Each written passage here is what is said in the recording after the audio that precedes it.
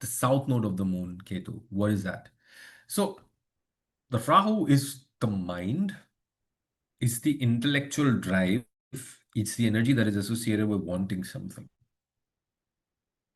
The south node of the moon, Ketu, is the energy that is associated with making it happen. That's very interesting, isn't it? South node of the moon, Ketu, is more about making it happen. Rahu is more about thinking about how to make it happen, right? But that does not mean that if you, what do you say, have a Ketu prominent, you won't be able to think about how to make things happen. Or if you just have Rahu prominent, you'll only be able to think about making things happen. No, it's about understanding through transits, through placements, that when Rahu is there or when Ketu is there, how do you interpret how these two are working together? Because you have to understand that these two are always working together, right? That's why they're always 180-degree apart. Okay. And when you take this perspective, let me bring you back to this Sankhya perspective that I shared with you, Purush and Prakriti. This is Purush, the witness consciousness, undeterminable, irreducible, unobjectifiable, indestructible, right? This is Prakriti, contains all the cognitive, moral, psychological, emotional, sensorial, physical aspects of reality.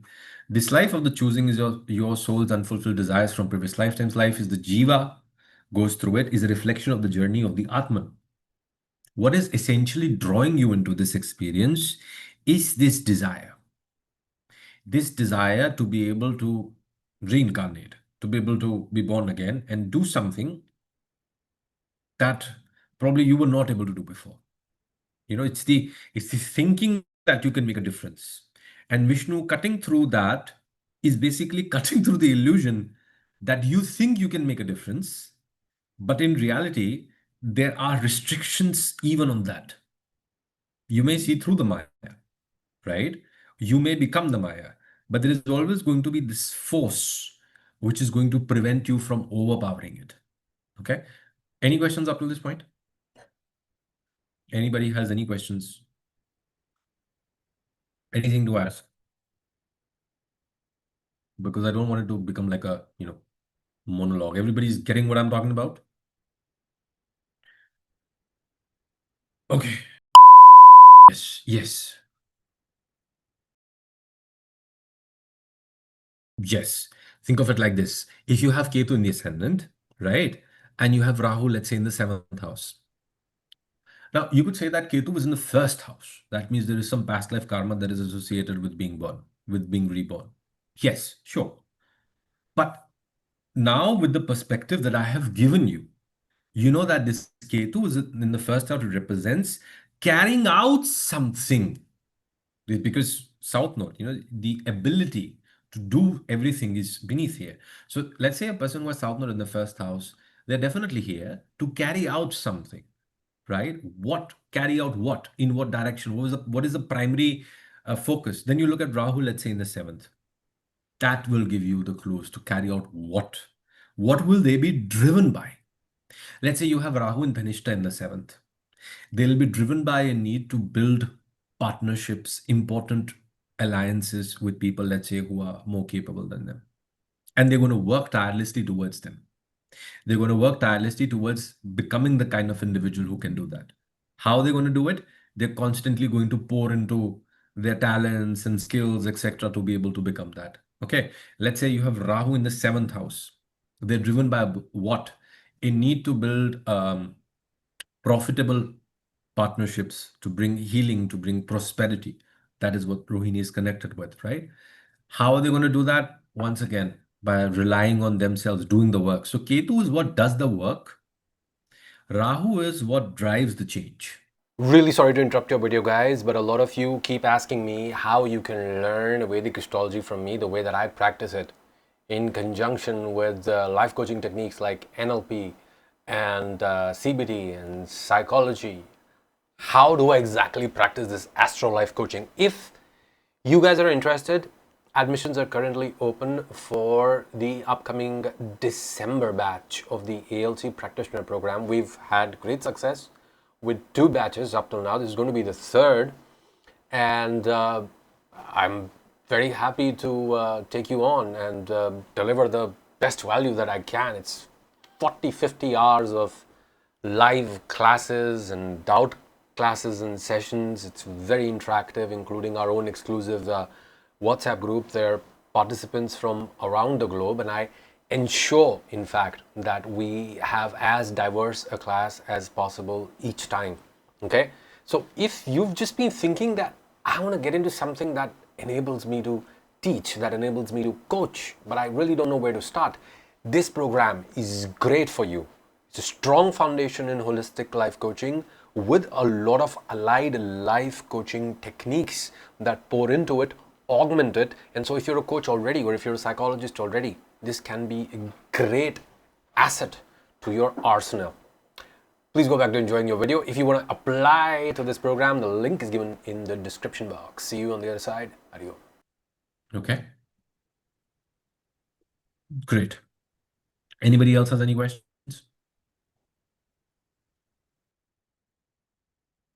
Okay. Good. Let's continue. Just a second. Let me just also open the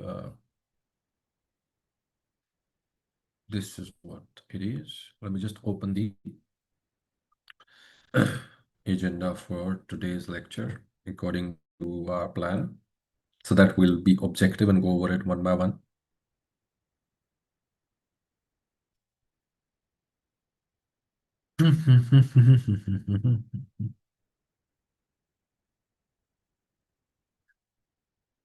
Right. So studying the nodes. Why should we study the nodes? Sankhya philosophy, mythological origins, decoding nodal knowledge. Why and how does coaching help in developing this energy? Case studies, coaching perspectives, and exercises, right? So studying the nodes, you know why it's important now. Studying the nodes is important because the nodes are going to reveal to you the workings of this individual's mind like nothing else, as we're going to just see, when we're going to open up a few charts, and we're only going to look at the nodes now, right? As part of this exercise. That's one thing. Second thing is that the nodes will represent where there are unfulfilled desires. Okay? Because essentially, if you look at this story is a story of desire. That's what it is. So there are two sets of individuals working together. They have somewhat confidence that they might be supported. They have probably somewhat confidence as well that they might get a chance to do what they need to do to get their hands on the nectar of immortality. But the reason that they're both working together, even though they highly despise each other, is to be able to get access to the nectar of immortality, is to be able to, fulfill their desire of becoming powerful, of becoming, resilient, of always being there, right? So Rahu is that energy, Rahu Ketu is that energy of desire. That's why it's very important, right? In fact, even if you look at it from the perspective of Buddhism, and Buddhism is a natural extension of, I think, Hinduism. People don't look at it from that perspective uh, because I think it's politically, more suitable for them to keep things that way. But it's a natural extension of how we are going through each of the avatars, starting with the Matsya avatar. All of life was aquatic life, all of life was fish. Then after that, going to the avatar of the Kurma avatar, which is amphibious life. Then after that, going to the avatar of the Varaha avatar, which is more physically oriented life, right? Moving on, so on and so forth, to going to, let's say, Lord Ram, who was a just man, to going to Krishna, who is a smart man, to going to Buddha, who is an enlightened man, right? So, cause of all suffering is desire. So Buddhism being a very pacifist religion looks at this as the cause of all suffering being desire. But when you take the Sankhya perspective, it says that the cause of all transformation is desire. The cause of all that happens is desire. So yes, all of this suffering that is caused, let's say, if you look at somebody, well, it's very difficult because it might sound like victim blaming. But if you look at somebody, let's say, who've had a very tough life, it is very difficult for you to align them around this idea that it is all as a result of their desire. But that's exactly what it is. If you sit down with an individual and that individual is going on and on about nothing goes right, things never go right for me, I try everything. and you just look at their Rahu placement as they're going on and on and on and on and on about it, you will see, and if you ask them the right questions, that it's not really acting on your desire or not acting on your desire. It's having a desire and then being out of alignment with it. This is very important. Please note this down. Okay? In the sense that, think of it like this. You want to catch a bus. Now you want to catch a bus. You started running after it. You're running, you're gathering momentum. The bus is also running. You're running after that bus. Suddenly you realize, I will never catch it. And then you give up. And then let's say you give up and now you stand in the middle of the road. And then let's say, there's some other car that comes or you step in a puddle or something. That's your fault. You're not having a bad day. You said that you wanted to catch that bus. You just gave up midway. What can be done? You have to put in your best with that desire. The worst case scenario would have been that you wouldn't have been able to catch the bus. People in the West will probably not understand. There's something that happens, quite a bit in, our countries. But even then, even if you look at it for a small, what do you say, duration, it's being in out of alignment with what you want to manifest that causes problems. A lot of people say that, oh, you're going through Rahu Madasha, or you have Rahu in this placement. Rahu is notorious for leaving people at 99 and not taking them to 100. You must have heard these stories. If not, you will hear them online. And essentially, what all of that is about is not realizing Rahu does not strand you at 99. You're the person who strands that at 99. You're the person who is out of alignment with what you have desired for. Because the first thing that you have to come to understand is the fact that you are here. The fact that you are here is that you've been driven here by some desire. Sooner you accept it, the better. And so quite often, you see people, let's say with Rahu moon, they can be very suicidal. People with Rahu Saturn moon, they can in fact not want to live quite often. And it's just better to not live. What's good about this life? Why? Because their desires are curtailed by so many different delusions and pressures and difficulties that even though they had the desire to come down here, as I told you, right? Saturn is this randomization. You have a desire that leads you here into this lifetime, into this body. But Saturn is that randomization. It's the factor of randomization which just makes life difficult. It forces you to grow through things. So if Saturn is there on Rahu, quite often you can feel unlucky and you can feel, why the hell did was I born at all? Essentially, what this individual needs reassurance and alignment towards understanding that it's not bad for you to want what you want. It's bad for you to not have any clarity or consistency with respect to what you want. So let's say a person has Rahu Saturn. Okay. Advising this person to not be very ambitious is not a good idea.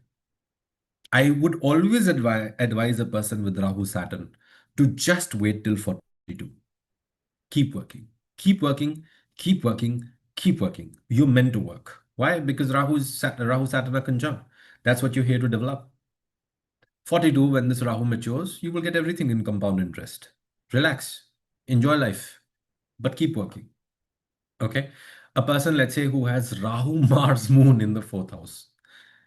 These are also individuals. You will always see people, when people come to you who are suicidal in nature, they have some problems going on with their Rahu. Either there are too many Rahu nakshatras in the chart, or their Rahu is conjunct, planets, which give them this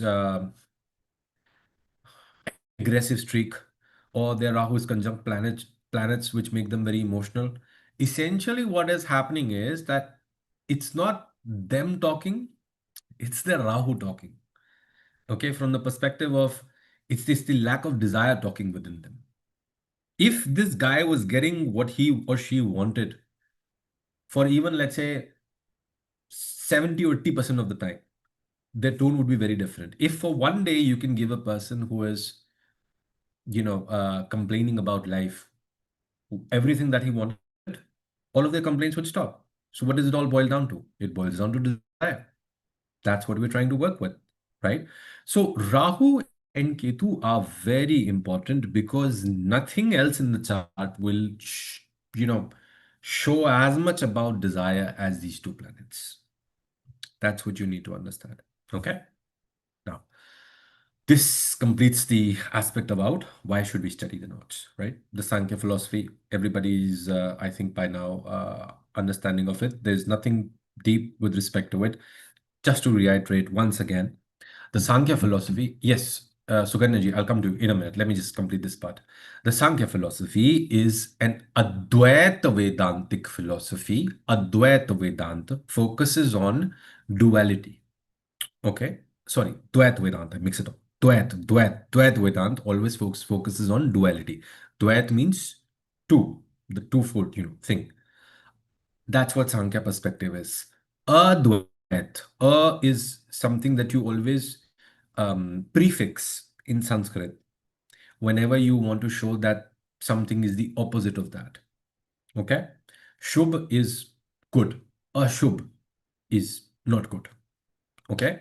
Karm is karma. Akarm is not performing karma. Okay? That's what it's like. So, Dvait is duality. Advait is non-duality. Dvait philosophy is what Sankhya is based on. The duality here being Purush and Prakriti. This talks about Purush, which is like the soul. What you have to understand here is that Rahu and Ketu are the driving force of the soul's interaction with Prakriti, which is the world, which is creation. Okay? So Rahu Ketu are actually just the compass which talk about what the soul is being pulled into. Now, the Sankhya perspective says that the soul is continuously pulled into this cycle of death, rebirth, and creation and destruction as a result of its inherent nature. Okay? And so this is what we ultimately want to grow out of. We want to achieve liberation through going through it and getting whatever it is that we want. Okay? This is the Sankhya perspective. We've been talking about that again and again. As I've told you, I've shared the example of a book last time as well. You want to go into it, you can go into it deeper after this course is finished. Right now, this is going to suffice. And we're going to keep coming back to it whenever we talk about Rahu Ketu, because this is a perspective that I take to justify the way that we work with it and understand it deeper from a spiritual perspective. Okay? So let's look at a couple of hands that are raised here.